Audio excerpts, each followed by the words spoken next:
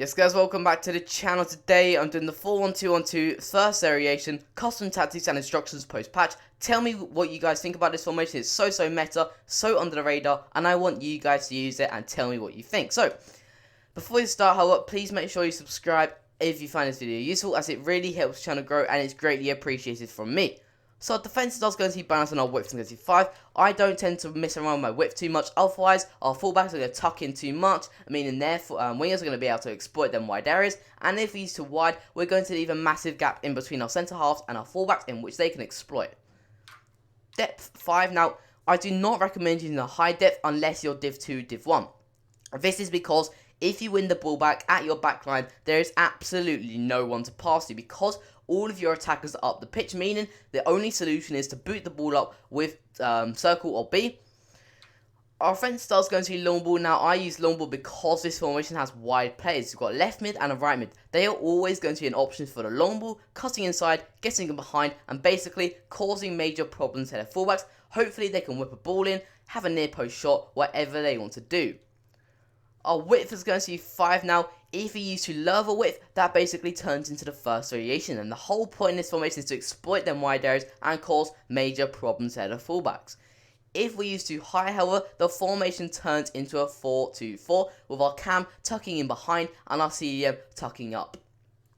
Our players in the box is going to be 5 now. We've got 2 strikers, 1 cam, a left mid and a right mid. We want 4 players to get into the box, no matter who it is. If our left mid is crossing a ball in, we want our right mid, our cam, and 2 strikers to get into the box, and the same the other way round. Corners 3. Now, if we use too high on the corners, we are going to open the chance of them having a counter attack, and if we use too low, we are throwing away a brilliant opportunity to score that goal.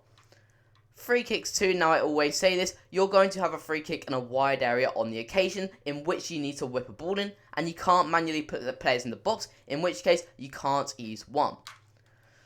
The 4-1-2-1-2 first variation, like I said, slightly wider than the 4-1-2-1-2 second. In my opinion, they're basically same level of quality depending on how you like to play.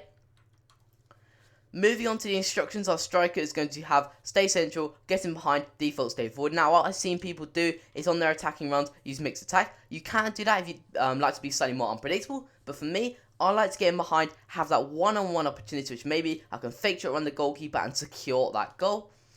Our cam is going to have stay forward, get into box, default. Very simple there. We want him to be the captain of the side, being the one while we're doing 1-2s around him, tiki-taka football around him, and yeah, he's basically going to play as a magic man. Our CDM is going to have cut passing lanes, stay back, default cover centre, everything you would want on your CDM really there. Our centre halves are going to have default. Our fullbacks are going to have stay back, default. Now, there's absolutely no need for your fullbacks to have join the attack or balance attack when we've already got wide attacking support with our left mids, right mids, / left wings and right wings. Moving on to the left mids and right mids, they are going to have default, cut inside, get in behind, default. Now, you can probably see a recurring theme here. I personally like to get in behind, cut inside, cause major problems at the fullbacks, being very unpredictable, and that's why I like to use cut inside and get behind. And our goalkeeper to finish it off is going to have comes, crosses and super keeper. Now, I cannot stress it enough, if you do not already, I really recommend using it. Your goalkeeper is going to play far more aggressive in the way he plays, punching the ball on corners, catching the ball, and he's basically going to stimulate their attack, and I really find it useful.